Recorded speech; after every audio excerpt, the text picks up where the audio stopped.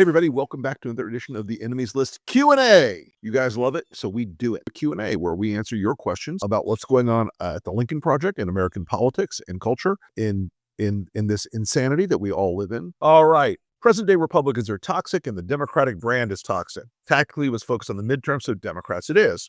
But we've seen this movie before with Trump 1.0, followed by a stable but uninspiring Democratic administration. When voters choose Democrats, this is a counterweight to Republicans, but relatively few in America honestly get excited by Democrats. So they just get voted back out of power quickly because they've got no breadth in their voter loyalty. When they get power, they largely squander their moment, as in the Obama era. Do you think Democrats can overcome this perpetual failure to resonate with an American electorate that votes on emotion and not principle? All votes are about emotion. I've said this a million times. The heart and the gut beat the head in politics every single time. Why did Mamdani win in New York? He was correctly talking about affordability. He was correctly talking about the costs of living in New York. He was effectively talking about a happy warrior kind of approach. If you disagree with his sub-tier politics, and I do, because there will be no deputy mayor for seizing the means of production. Sorry, guys. Barack Obama won with an emotional connection to people. Donald Trump won with an emotional connection to people. Joe Biden won as a response to Trump. He was the key that unlocked that moment. My Democratic friends are going to be mad at me, as they sometimes are, when I tell you a lot of the things you want to talk about, voters hate you for it. They hate policy. And they feel like when you're talking about policy that they're being lectured to, that they're being looked down on. Oh, if you'd only read page 794 of my climate change plan, appendix 2, you would understand, stupid, why we don't think you should have a truck driving job anymore if your truck isn't electric. There is a contempt. Be honest, Democrats, there is a contempt that has displayed itself for working class voters in this country. And if you call someone a villain often enough, and you say somebody's a bad guy often enough, and you say somebody's wrong or evil often enough, they will start to believe you. And when someone else comes along and says, hey, I like you. Hey, you're okay. Hey, you're my people. You know what happens?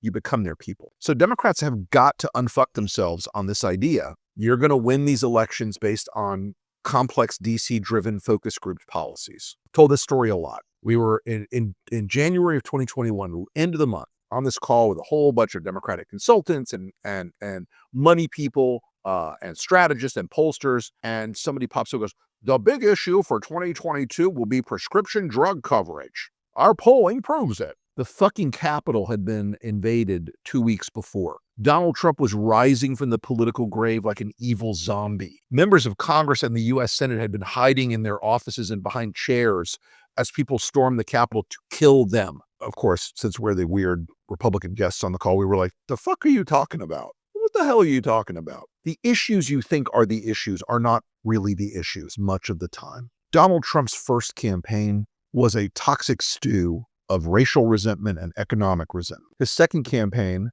actually toned down some of the racial resentment so he could go and catch African-American men and Hispanic men. And you know why he was able to catch a lot of them? And the emotion he triggered in them was reflective of their cultures and communities. And most of it came, folks, I mean, a lot of people don't want to hear it, because of the trans ads. Whether they're evil or not is not in dispute. They were, in fact, deceptive and evil. Whether they were effective or not is the question. And they were, in fact, effective, very effective. Only a handful of Democratic candidates understood how to respond to them. And they didn't respond to them by saying, this policy is this and that policy is that. And we have they responded by saying, this ad is bullshit. This ad is a lie. You know me, this ad is a lie. The Harris campaign could not make themselves do that. Future Forward, their super PAC, assertively tried everything they could to not respond to the ad. They didn't want to talk about it at all, because when they can't handle a policy problem, they pretend it doesn't exist. When they can't frame it in a policy dispute, they pretend it doesn't exist. Policy is what kills you. Don't talk about it. And I'm going to be very blunt with my Democratic friends here. There are a lot of states in this country that are very red now because you walked away. You walked away constructively and effectively because you insisted that every candidate had to look the same. If they were running in Mississippi or Arkansas or Missouri, they had to look and sound and believe everything exactly the same way as a candidate in California or New York or Oregon. It's toxic. You can't demand ideological conformity. There is a trap that the MAGA folks are in right now. Is the demand of ideological conformity is going to kill them eventually. The demand of ideological conformity is a toxic thing, because a candidate now in the MAGA world, in a blue state or a blue district, a lot of these New York and California guys are going to learn this lesson the hard way. If you make a guy who's a Republican in California act like he's Marjorie Taylor Greene, who lives in an R+32 district, you're going to lose a seat. And they're going to lose a lot of seats because of that. You have to let people reflect the district or the state they're running in. Does that mean they're going to be perfect for you on every single thing? No, of course not. Let me tell you something. If I were running the Democratic Party of Florida, knowing what I know about the state of Florida, I'd shut up about gun control. Because you know what? Floridians fucking love guns. And whether you hate that or not, and whether there are secondary effects to that or not, 35.8% of the people in Florida who have a concealed carry license are either African American or Hispanic. That's wildly out of proportion to their split in the population. What does that tell you? The data of who's buying guns in Florida right now, you know who's buying guns per capita at the highest rate? African American and Hispanic women. So you guys think that message works? And that doesn't dismiss the tragedies of things like Parkland, but it doesn't work in Florida. Find things that work in the states. Find people who work in the states. You can't square peg yourself in every single state. I don't think that sounded as good as I thought, but okay. All right.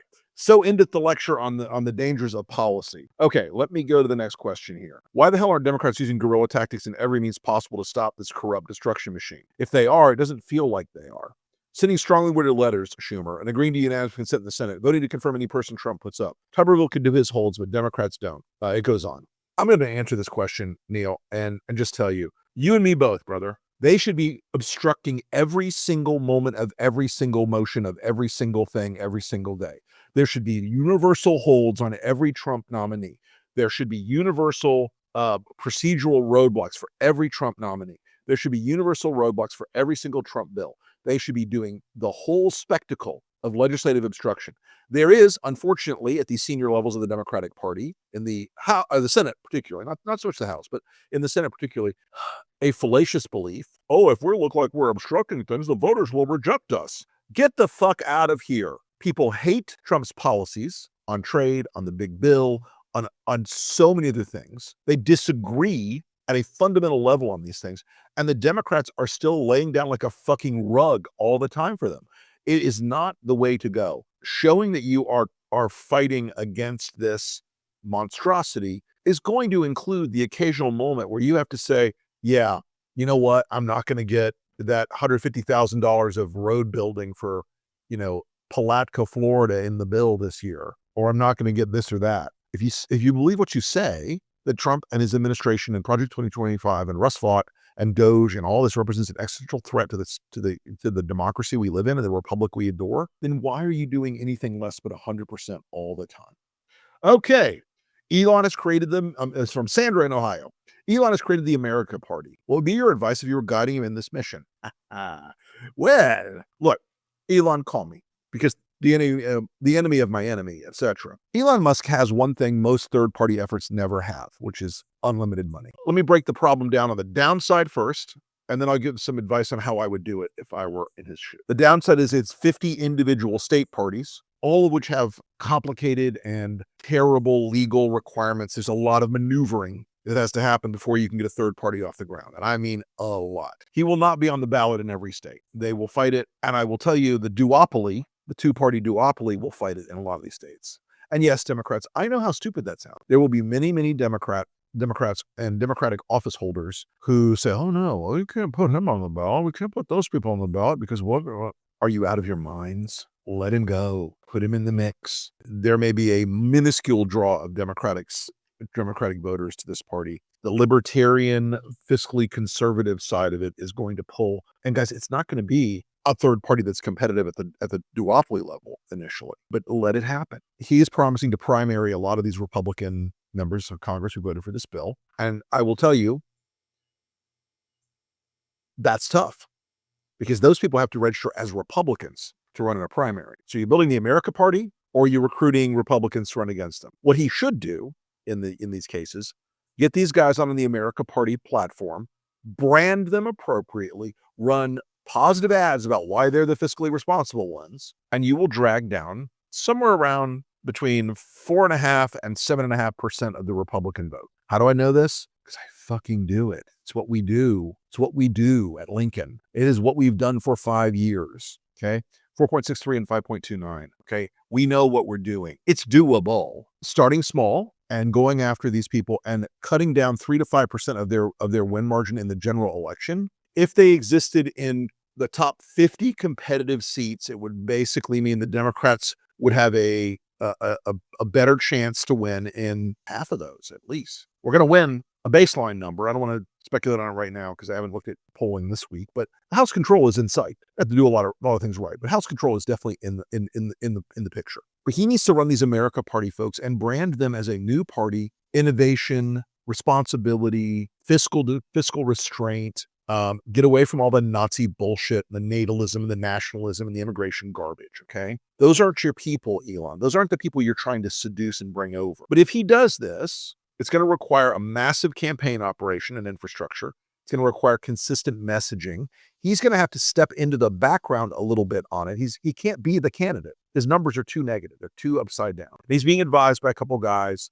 Jeff Rowe is trying to get back in with him. He was DeSantis's consultant. There's some other people around him who are not stupid, greedy maybe, but not stupid. It's going to be exciting to watch. It's going to be very interesting to watch. Can it be done? Sure. Have I tried to do it? Yeah. Have millions of other people like begged for a third party? Yeah. Is it really tough? Yeah. The sensible center doesn't fire people up the way you think it does, unfortunately. But we'll see. We'll see what happens with Elon in the coming months. It's going to be exciting. Kelly in South Carolina. What's most likely to be a wake-up call for average Americans? Are there certain goalposts you're predicting would shift the tides? Yikes.